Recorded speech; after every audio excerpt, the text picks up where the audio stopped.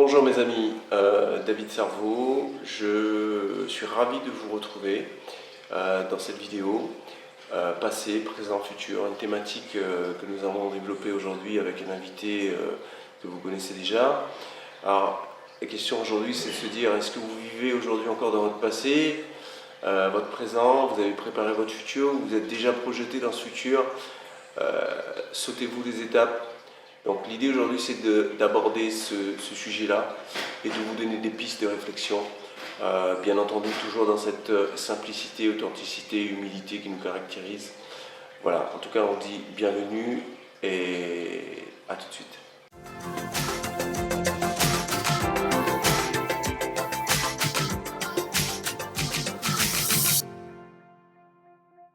Ça va? Ça va et toi-même? Bien, très bien, merci, je te remercie. Alors pour les gens qui nous regardent, pour nos amis, comme on se disait, toujours dans cette authenticité, simplicité, humilité, nous allons parler des thèmes que sont le passé, le présent et le futur. C'est vrai qu'il y a des gens qui prévoient des choses, ou on a des gens qui sont toujours dans des situations de passé qui les empêchent de vivre leur présent. Ouais. Comment tu détermines ça aujourd'hui? Alors, je vais démarrer d'abord par une petite phrase de Maurice Blondel. L'avenir ne se prévoit pas, mais se prépare.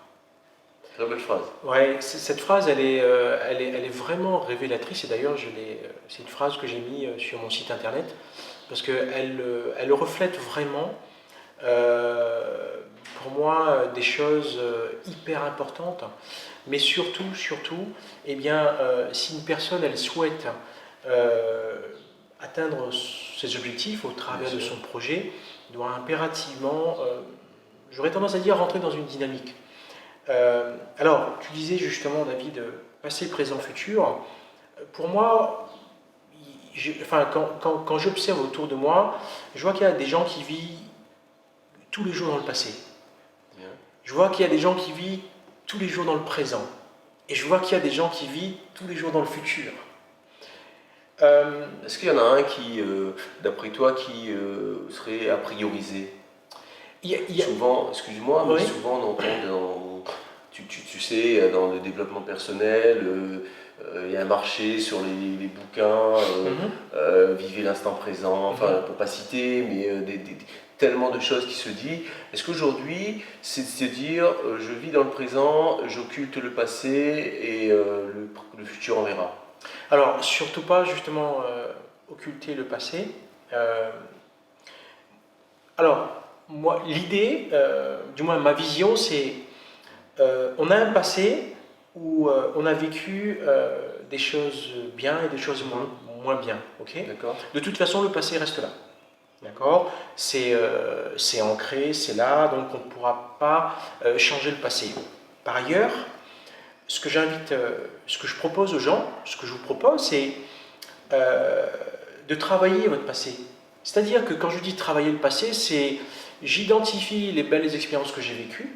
Ça, c'est ce que j'appelle moi, eh bien, ma ressource, mes ressources positives, que je dois être en contact avec ça. Et les expériences négatives que j'ai vécues, l'objectif, c'est de les transformer en énergie positive, en ressources positives. Et pour moi, je trouve que ça, c'est hyper important.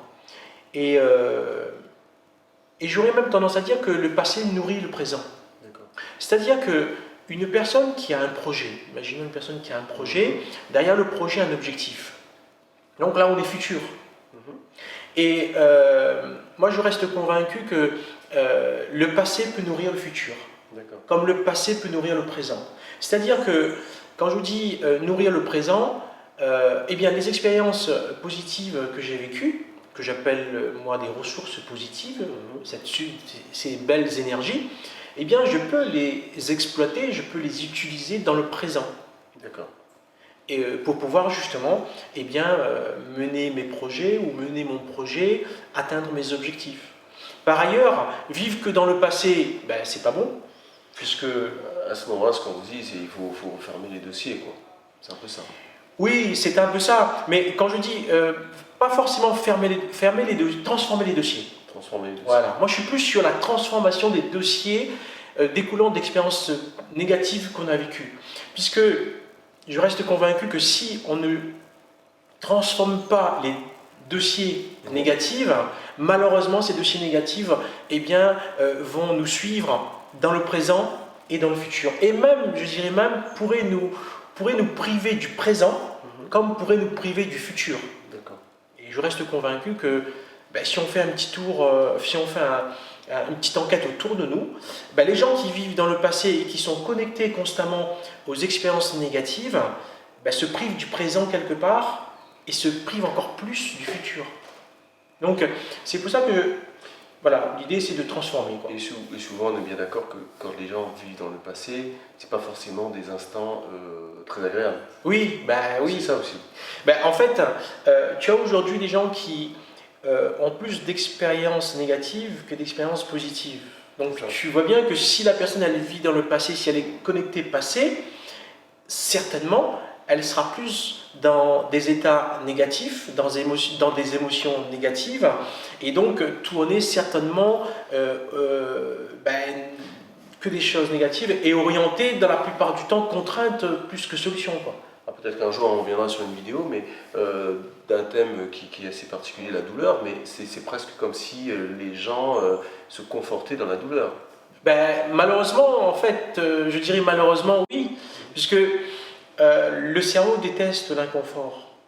Le confort, il adore ça. Donc, si vous avez des expériences négatives découlant du passé, il va vous dire, reste en contact avec tes expériences négatives. Là, je suis bien, là, je suis dans mon fauteuil, là, on est dans un fauteuil, je suis très très bien. Donc, l'idée, c'est ne pas rester dans le passé, c'est de transformer une partie du passé qui nous tire vers le bas.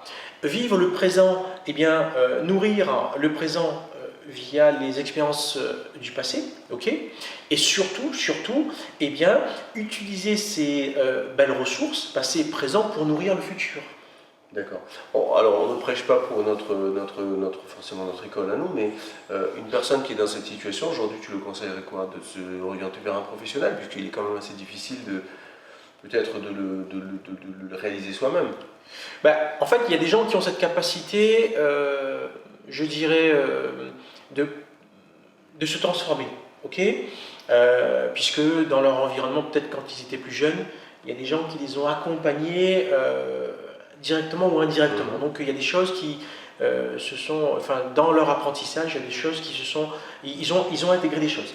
Il y a d'autres personnes qui sont complètement désarmées, complètement démunies et ne savent pas quoi faire. Là, je les conseille un coach, voire un thérapeute. D'accord. En tout cas, merci Frédéric pour ces informations, pour ces thèmes, pour ce développement. On se voit bientôt. Ok. Et chers amis, en tout cas, merci d'avoir visualisé cette vidéo. On vous propose, si vous l'avez aimé, de cliquer sur un j'aime et de le partager. Et peut-être que vous aiderez quelqu'un autour de vous. En tout cas, merci et à très bientôt. À très bientôt à vous.